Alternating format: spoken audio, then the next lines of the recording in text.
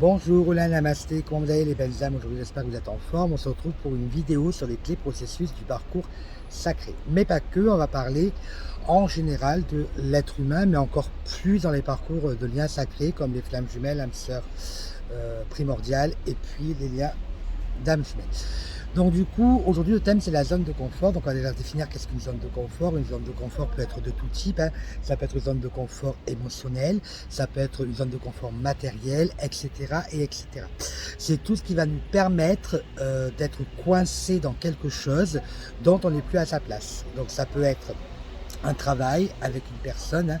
Ça peut être avec des amis, ça peut être la famille, hein. C'est une zone que l'on va gérer. Alors gérer comment?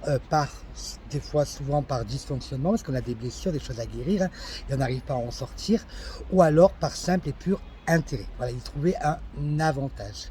Une zone de confort, c'est quand on dit rester dans une zone de confort, c'est quand on n'est plus aligné avec nous-mêmes, hein, dans un endroit bien précis de votre vie quotidienne. Donc on a deux solutions, soit on y reste, soit on y sort. La plupart des gens y restent, hein, forcément, puisque du coup, c'est quelque chose qu'on arrive à gérer et on verra pourquoi on n'en sort pas. Très peu de gens en sortent et on verra qu'au fil du temps, l'univers et la source nous poussent à en sortir parce qu'on s'achoppe ce qu'on appelle les fameuses foudres karmiques. Donc la question d'aujourd'hui, c'est rester ou sortir de cette zone de confort et après on verra comment lâcher prise, hein, en général, mais plus précisément lâcher prise sur sa zone de confort. Alors, la stratégie d'y rester, donc je vais faire un schéma en même temps, je vous montrerai le schéma à la fin. J'ai préparé un petit tableau, hein, vous le voyez, la stratégie, on verra à très court terme, court et moyen terme et à long terme, hein, y rester et y sortir. Les effets que ça a sur cela. Donc la stratégie d'y rester, c'est une stratégie d'évitement, hein, donc je prends un stylo pour écrire.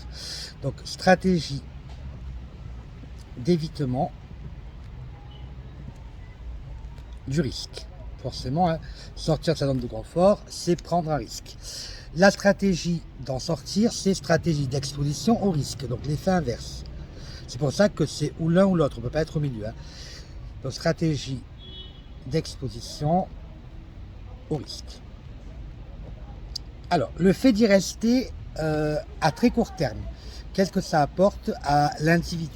Ça apporte du coup la diminution de l'anxiété par évitement. En fait, on va refouler cela. Alors, la plupart du temps, on ne sait pas qu'on est dans une zone de confort. Il faut juste en prendre conscience, on est dans sa vie, hein, faire ce qu'on appelle une levée des voiles. Donc, à très court terme, c'est une diminution de l'anxiété, hein, donc on éprouve un bien-être par évitement.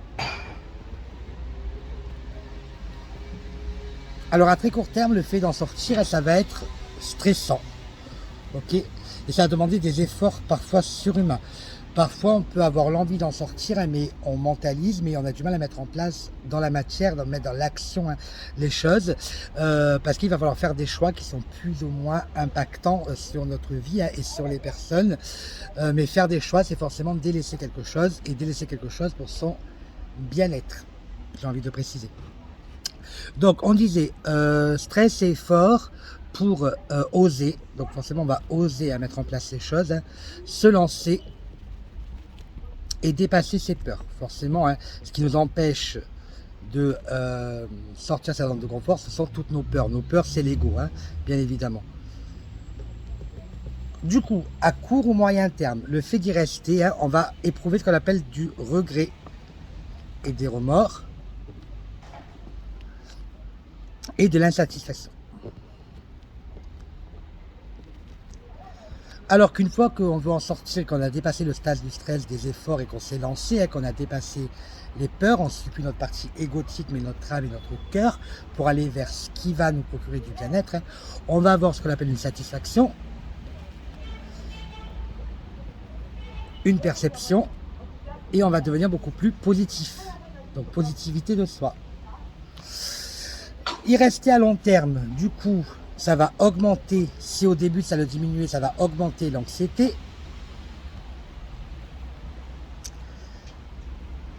Et on va être dans ce qu'on appelle toujours et de plus en plus dans l'insatisfaction. Insatisfaction. Et c'est généralement là, hein, forcément, qu'on a ce qu'on appelle les doubles vies. Hein, on va ailleurs, on fait tout et n'importe quoi. Parce que du coup, on veut garder sa zone de confort, hein, pour la sécurité personnelle, pour des intérêts. Hein, et du coup, on ne veut pas du coup en sortir parce que du coup, la prise de risque est trop énorme. À long terme, le fait d'y sortir, on va du coup diminuer l'anxiété par habitude, du coup, hein, parce que du coup, on aura travaillé sur soi. On va avoir un sentiment de bien-être et l'augmentation, bien évidemment, des compétences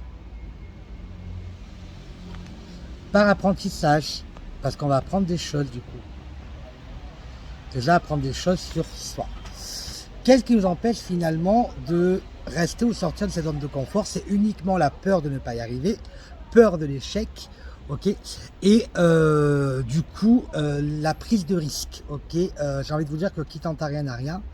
Bien évidemment que si on n'y va pas, on ne sait pas si on va réussir ou si on va être dans l'échec. Je rappelle tout de même que les échecs sont là pour apprendre des leçons. Ok, il n'y a pas d'erreur sur un chemin de vie et encore moins dans un parcours sacré. Donc du coup, voilà, il faut juste avoir le courage, la volonté, hein, c'est bien sûr la guidance de la semaine, de mettre en place des choses dans la matière et accueillir ce changement, provoquer les opportunités, hein, sortir des sentiers battus pour aller vers la réalisation de soi-même. Donc ça, c'était le petit tableau sur la zone de confort. On va maintenant faire le lâcher prise sur sa zone de confort. Alors, lâcher prise, ce tableau, je vous le mettrai bien évidemment en photo dans un podcast, ok, de ma chaîne.